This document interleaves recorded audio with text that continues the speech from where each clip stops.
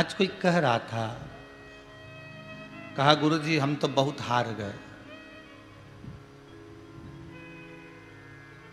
परिवार वालों ने हमारे साथ ये करा, उसको गुस्सा भी आ रहा था और वो कह रहा था कि मैं हार गया। यदि आप हार गए हो तो आपको क्रोध आना ही नहीं चाहिए। दुख अच्छा इंसान बनाता है तो हार हमें विनम्रता प्रदान कराती है।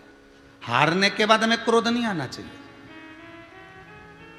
हमें दुनिया के लोगों से कंपटीशन नहीं करना कि कौन कितना आगे बढ़ रहा है, कौन ने कितना धन कमाया, कौन ने कितनी सत्ता कमाई, कौन क्या कर रहा है, कौन का वैभव कितना है, किस किस महाराज को कितना पूछा जाता है, कौन को कितना कहा जाता है, कौन किसका अच्छा है। हमें उससे कंपटीशन नहीं रखना।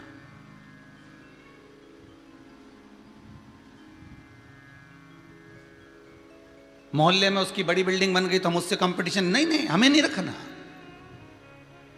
कंपटीशन वही करता है जिसके भीतर ईर्ष्या का भाव होता है। आप तो कर्म किए जाओ। पीटी उषा से पूछा गया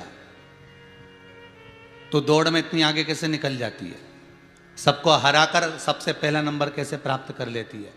ये दूसरे दूसरे देश की प्रदेश की बच्चियां तेरे साथ दौड़ती हैं और वो पीछे रह जाती है और तू आगे कैसे बढ़ जाती है।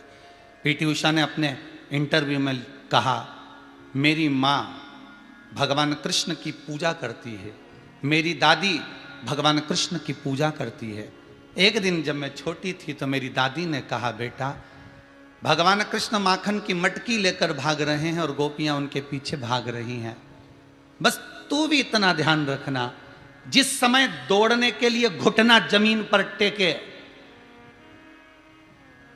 और वो सीटी बजाई जाए दौड़ने के लिए, उस समय पर तेरी चित्तवृत्ति में ये रहना चाहिए कि तेरी भी माखन की मटकी को लेकर कृष्ण भाग रहा है और तू गोपी बनकर उसको पकड़ने जा रही है। तेरे सामने कौन है, तेरे पास में कौन है, तेरे नजदीक में कौन है, वो भान नहीं होना चाहिए। तेरे करीब में कौन खड़ा है उसका स्मरण नहीं होना कि मुझे इसको हराना है, ये मेरे करीब में, मुझे इसको हराना है, ये मेरे साथ में ऐसा करा, मैं इसको हराना है। हमें हराने का भाव नहीं, हमें कृष्ण को पकड़ने का भाव होना चाहिए। उसी तरह कौन क्या कर रहा है, क्या किसको रोइए, चादर तान के सोइए, उसने क्या करा उसके कर्म का दंड वो भोगेगा, उसने क्या करा उसका भोग वो भोगेगा। हमें अपना कर्म करना।